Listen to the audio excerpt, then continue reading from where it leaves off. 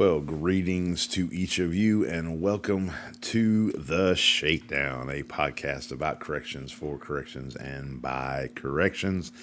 As always, I am your host, Aaron Dawson. Glad to be with you. Hope you are enjoying season 3 of The Shakedown as we are working this new outline, if you will, focusing on an interview portion each month, talking about corrections.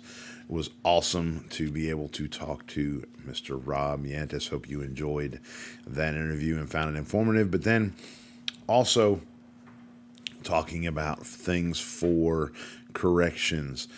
Before we jump into that today, want to make mention of, summer is upon us, and we're looking towards the second half of the year when a lot of conferences, good training opportunities are happening. I want to make sure you are checking out JailCon. You can go to jailcon.org and check out JailCon South in the southern part of Alabama, and JailCon Central this year will be in French Lick, Indiana. So if you have not been to a JailCon, let me encourage you. Check it out and get there. Awesome experience, good time, good training, and if nothing else, man, it'd be awesome to be able to talk to some of you in the flesh. But moving on to our content for today, looking through some articles that have been coming out in relation to corrections. There's 2 articles that kind of jumped off the screen at me and got the thoughts rolling. We had an officer that was in training, and at this particular facility, officers had to go through a body scanner. And prior to stepping up on the body scanner, this officer, a female, had a black scrunchie that she pulled off of her hair and set on a table beside the scanner. Went through the scanner. An officer standing nearby noticed that the officer took the scrunchie off, and that kind of got their attention a little bit. And so they went and checked it and found inside of that scrunchie, found a cell phone and a charger. The other story with 2 officers that ended up being charged with smuggling drugs within the facility. The investigation into these 2 started or stemmed from a staff member notifying narcotics of the suspicion, and they were pretty sure that this is where it was coming from. The investigation found that was exactly the case. And as I read those 2 stories and other stories like these 2, it brought to mind that as corrections officers, obviously, we need to watch the inmates. No kidding, right? That's what we get paid to do. That's our job, watching inmates. But while we're doing our day-to-day, our jobs, while we're working, while we're, doing head counts and shakedowns, and we're doing, we're feeding chow, we're doing pill call, we're taking people to court, all the things that make up a normal day when it comes to corrections. Yes, we need to watch the inmates, but something we need to consider is we need to watch out for each other. And I want to encourage you as we're thinking about these 2, that both of these situations, one, contraband in the form of a cell phone was about to be introduced, and another situation, we had drugs that were being introduced into a facility, both of which can provide serious safety risks to the staff inside. And it was other staff members that caught it and got that contraband intercepted before it made it into the facility. And when it comes down to it, our safety depends upon each other.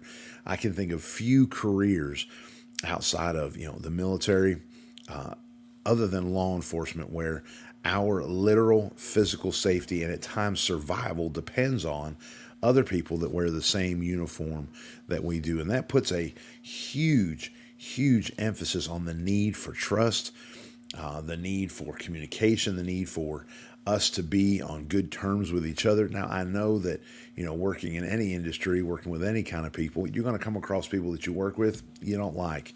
You don't invite them to the house for a barbecue on the weekend.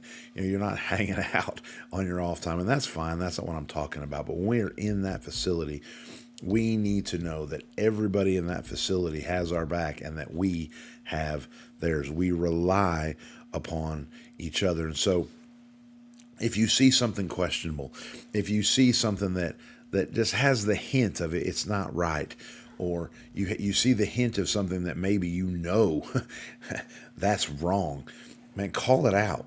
call it out. Call it out to the individual. Hey, I noticed such and such. I noticed this happened. I noticed that happened.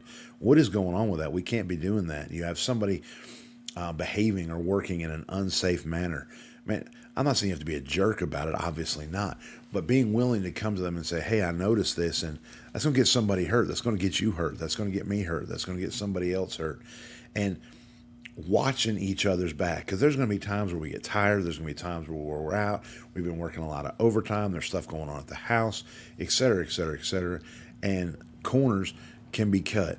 Let's hold each other accountable. Call it out to the individual. You call it out to the individual, that doesn't seem to be doing any good. They blow you off or whatever the case may be. Bring it to your supervisor. Bring it to your supervisor. I know in a lot of cases we think, man, I don't want to be a snitch. I don't want to be somebody that, that rats somebody out. Well, what would you rather do?